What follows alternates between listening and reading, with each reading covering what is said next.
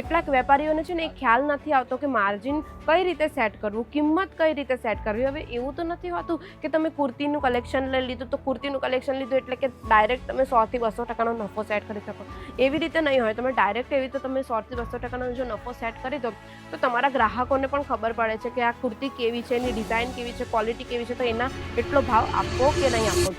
જેમ કે તમે કાપડનો બિઝનેસ કરો છો, કાપડના બિઝનેસની અંદર તમે કુર્તીઝના કલેક્શન્સ મૂકતા હશો કે પછી સાડીના કલેક્શન મૂકતા હશો, તો એરિયા વાઇઝ એટલે કે તમે ઘરેથી બિઝનેસ કરતા હોય કે નાના કોઈ ગામડામાં બિઝનેસ કરતા હોય તો હવે ઘરેથી બિઝનેસ કરો એટલે સીધી વાત છે, તમને લાઇટ બિલનું કંઈક ભાડું નહીં આવે.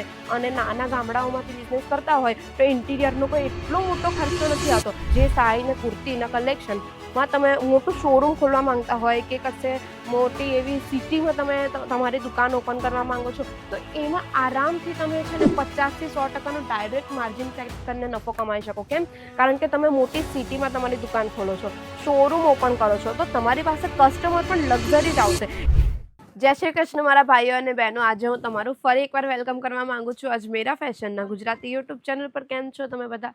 આશા કરું છું કે તમે બધા સારા જ છો. તો મિત્રો, આજે હું તમને વિડીયોમાં છે ને કંઈક બિઝનેસ ટિપ્સ આપવાની છું. એટલે કે ઘણા વેપારીઓને છે ને કાપડ જગતમાં એક મૂંઝવણ તો હોય જ મનમાં કે અમે ફેક્ટરી રેટ પર તો કલેક્શન્સ લઈ લઈએ છીએ, મેન્યુફેક્ચરર પાસેથી ફેક્ટરી રેટ પર કલેક્શન્સ લઈ લઈએ છીએ, પણ એ કલેક્શનની ઉપર કુર્તી હોય કે સાડી હોય, જેટલા પણ કલેક્શન અમે બલ્ક ક્વોન્ટિટીમાં ઉચકીએ છીએ ફેક્ટરી રેટ પણ એની ઉપર માર્જિન કઈ રીતે સેટ કરવું, ગ્રાહકો કઈ રીતે વધારવા, કિંમત કેવી રીતે નક્કી કરવી, જેના કારણે અમે જે આટલો બધો લોટમાં માલ ઉચક્યો છે એટલે કે બલ્ક ક્વોન્ટિટી જે અમે માલ લીધો છે એ કેવી રીતે અમે સેલ કરીએ, અમારા કસ્ટમર કઈ રીતે અમે નક્કી કરીએ. ને કસ્ટમર નક્કી થયા બાદ કેટલાક વેપારીઓને છે ને એ ખ્યાલ નથી આવતો કે માર્જિન કઈ રીતે સેટ કરવું, કિંમત કઈ રીતે સેટ કરવી. હવે એવું તો નથી હોતું કે તમે કુર્તીનું કલેક્શન લઈ લીધું તો કુર્તીનું કલેક્શન લીધું એટલે કે ડાયરેક્ટ તમે 100 થી 200% નફો સેટ કરી શકો.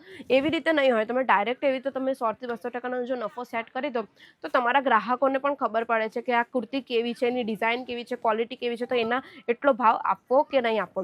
હવે તમે કુર્તીમાં કે સાડીમાં ડાયરેક્ટ તમે વધારે ભાવ નક્કી કરી દેશો અને માર્કેટ કરતાં વધારે ભાવ નક્કી કરી દેશો ને તો એ ગ્રાહક છે ને એકવાર તમારી દુકાને આવશે, પણ એમને જો વધારે ભાવ લાગશે ને તો એ ગ્રાહક ક્યારેક પણ તમારી દુકાને છે ને બીજી વાર ચડવાનું નથી, એક જ વાર આવવાનું છે. ને જો તમે માર્કેટ કરતાં ઓછી ક્વોલિટી અથવા તો ઓછી રેન્જ રાખીને તમે ઓછી કિંમત નક્કી કરીને તમારા કલેક્શનની ઉપર, તો ગ્રાહકોને એવું લાગશે કે આ ઓછી કિંમતમાં આપે છે એટલે આની ક્વોલિટી નહીં સારી હોય, આની પાસે માલ નથી વેચાતો, ડેડ સ્ટોક હશે એટલે કદાચ ઓછી કિંમત આપે છે. એટલે જ છે ને આ વસ્તુ ખૂબ જ વધારે નોટ કરવા જેવી છે, ધ્યાન રાખવા જેવી છે કાપડ જગતની અંદર કે તમે તમારી સાડી કે કુર્તીની અંદર તમે કેટલું માર્જિન સેટ કરો છો, કેટલો નફો નક્કી કરો છો ને ત્યારબાદ તમે તમારા ગ્રાહકોને વેચો છો. તો આજે આ વિડીયોમાં હું તમને એ જ સમજાવવાની છું કે તમે એક કલેક્શનની પાછળ કેટલો નફો સેટ કરીને તમે માર્જિન કેટલું કમાવી શકો છો.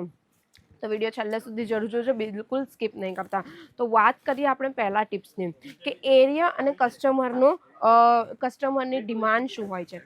હવે તમારા એરિયામાં જેમ કે તમે કાપડનો બિઝનેસ કરો છો, કાપડના બિઝનેસની અંદર તમે કુર્તીઝના કલેક્શન્સ મૂકતા હશો કે પછી સાડીના કલેક્શન મૂકતા હશો, તો એરિયા વાઇઝ એટલે કે તમે ઘરેથી બિઝનેસ કરતા હોય કે નાના કોઈ ગામડામાં બિઝનેસ કરતા હોય તો હવે ઘરેથી બિઝનેસ કરો એટલે સીધી વાત છે, તમને લાઇટ બિલનું કંઈક ભાડું નહીં આવે. અને નાના ગામડાઓમાંથી બિઝનેસ કરતા હોય તો ઇન્ટિરિયરનો કોઈ એટલો મોટો ખર્ચો નથી આવતો. એટલે તમે છે ને 20 થી 50% એટલે કે 20 થી 25% તમે છે ને એમાં નફો સેટ કરી શકો. તમે સાડીનો બિઝનેસ કરતા હોય કે કુર્તીનો બિઝનેસ કરતા હોય એની અંદર તમારે છે ને આરામથી ખાલી ને ખાલી 20 થી 25% નફો એમાં તમે સેટ કરી શકો. હવે એ જ વસ્તુ જે સાડી ને કુર્તીના કલેક્શનમાં તમે મોટું શોરૂમ ખોલવા માંગતા હોય કે કશે મોટી એવી સિટીમાં તમે તમારી દુકાન ઓપન કરવા માંગો છો તો એમાં આરામથી તમે છે ને 50 થી 100% ડાયરેક્ટ માર્જિન સેટ કરીને નફો કમાઈ શકો. કેમ? કારણ કે તમે મોટી સિટીમાં તમારી દુકાન ખોલો છો, શોરૂમ ઓપન કરો છો, તો તમારી પાસે કસ્ટમર પણ લક્ઝરી જ આવશે, એ લોકોની ડિમાન્ડ લક્ઝરી રહેશે. તમે કલેક્શન પણ એવા મૂકશો ને એટલે કસ્ટમર છે ને એ તમારો જે ઇન્ટિરિયરનું ભાડું છે ને એ પણ આપવા માટે રેડી થઈ જાય છે. એટલે એ રીતે તમારે માર્જિન સેટ કરવાનું હોય. જેમ તમને સમજાવ્યું, નાના દુકાન એટલે કે તમે નાના ગામડામાં તમારી દુકાન ખોલો છો કે પછી ઘરે બેઠા બિઝનેસ કરો છો કાપડનો, તો એમાં તમારે 20 થી 25% વધારે નફો તમે બિલકુલ નહીં લઈ શકો. કોઈ ગ્રાહક તમને વધારે નફો આપવાનું પણ નથી. હવે એ જ વસ્તુ જો તમે શોરૂમમાં મૂકશો ને શોરૂમમાં સારા કલેક્શન્સ મૂકો, બુટિક કલેક્શન્સ મૂકશો ને તો ત્યાં તમે 100% પૂરો નફો લઈ શકો છો. હવે આપણે વાત કરીએ બીજા પોઈન્ટની વાત કરું કે પ્રિન્ટેડ વર્સિસ હેન્ડવર્ક સાયકોલોજીનું કલેક્શન. હવે પ્રિન્ટેડ સાડીઓના જે કલેક્શન્સ હોય ને, જે છે ને ગ્રાહકોને ડેલી વેરમાં યુઝ કરવા માટે ગમતા જ હોય, અને એ પ્રિન્ટેડ સાડીઓના જે કલેક્શન્સ છે એમનો ભાવ છે ને માર્કેટમાં હંમેશા છે ને ફિક્સ જ ભાવ હોય છે. તો એમાં તમે છે ને આરામથી 30 થી 50% નફો એમાં લઈ શકો. 30 થી 50% રૂપિયા વધારીને એમાં તમે નફો કમાવી શકો છો, કારણ કે સાડીઓના કલેક્શન્સ છે ને જે તમે રહેવાના છો તમારી પાસે સાડીઓના કલેક્શન, એનો ભાવ ફિક્સ જ હોય છે. જેમ મેં તમને કીધું, માર્કેટમાં બધે તમને એનો ભાવ ફિક્સ જ જોવા મળવાનો છે. તો પ્રિન્ટેડ સાડીઓની અંદર પણ છે ને તમારે ક્વોલિટી સારી રાખવી પડે, તો જ તમે છે ને 30 થી 50% નફો કમાવી શકો, બાકી તો નહીં કમાવી શકો. એમાં પણ અલગ અલગ ફેબ્રિક્સના કલેક્શન્સ આવે, તો તમારે જોર્જેટ ટાઈપના ફેબ્રિક્સ રાખો, મોસ છે, બ્રાસો થઈ ગયું, ચિનોન થઈ ગયું, શિફોન થઈ ગયું, એવા કલેક્શન પ્રિન્ટેડ સાડીઓની અંદર રાખો. હવે હું વાત કરું થોડી હેવી વર્ક હેન્ડવર્ક સાડીઓના કલેક્શન્સની, કે એમાં તમે કેટલો નફો કમાવી શકો. હવે હેવી સાડીઓના જે કલેક્શન છે ને, જે એક મેન્યુફેક્ચરર પાસેથી તમે લો છો, તો એ સાડીઓના કલેક્શન છે ને તમને માર્કેટમાં જોવા નથી મળવાના. એવી ડિઝાઇન પણ તમને માર્કેટમાં જોવા નહીં મળશે.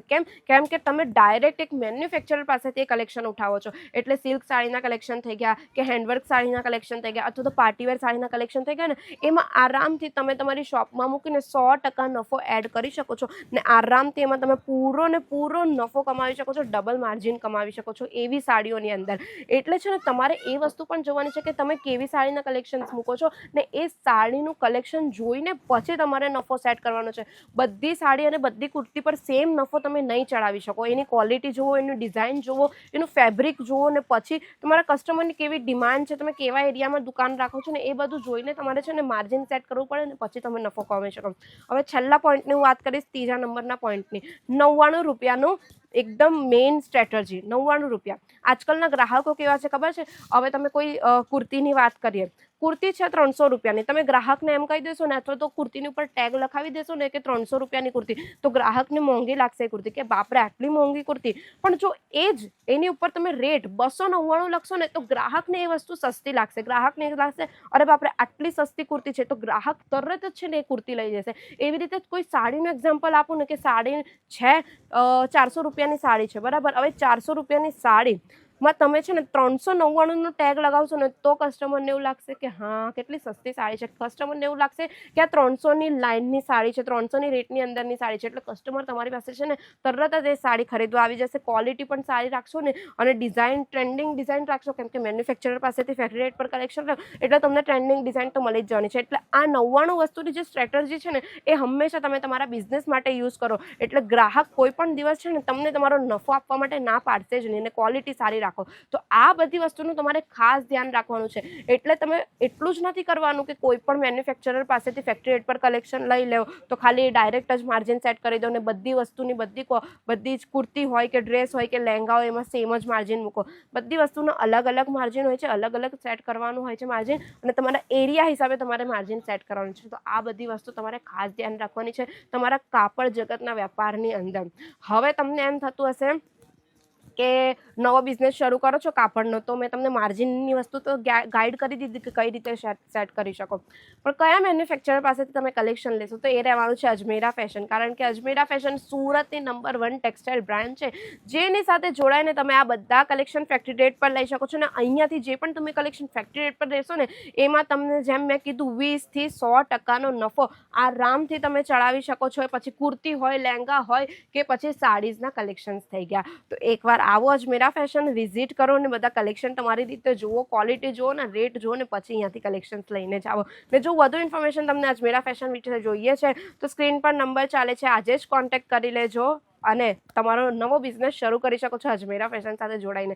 જો તમને આ ટિપ્સ કામની લાગી હોય, તમને સારી લાગી હોય તમારા કાપડના વેપાર માટે, તો મારો આ વિડીયો લાઇક કરી દેજો. અને જેટલા પણ મારા વેપારી મિત્રો છે જે કાપડનો બિઝનેસ કરે છે, એમને કોઈ પણ મૂંઝવણ હોય, કોઈ પણ તકલીફ થતી હોય, કે એમને ખ્યાલ નથી આવતો કઈ રીતે માર્જિન સેટ કરવું, તો એમને આ વિડીયો પણ શેર કરી દેજો. અને પહેલી વાર મારો વિડીયો જોવો છો તો ચેનલ સબસ્ક્રાઇબ કરવાનું બિલકુલ ના ભૂલતા, સાથે સાથે બેલ આઇકન પણ પ્રેસ કરી દેજો. મળીએ આપણે નેક્સ્ટ વિડીયોમાં કંઈક કલેક્શન સાથે અથવા તો બિઝનેસ ટિપ્સ સાથે. ત્યાં સુધી ધ્યાન રાખો. જય શ્રી કૃષ્ણ.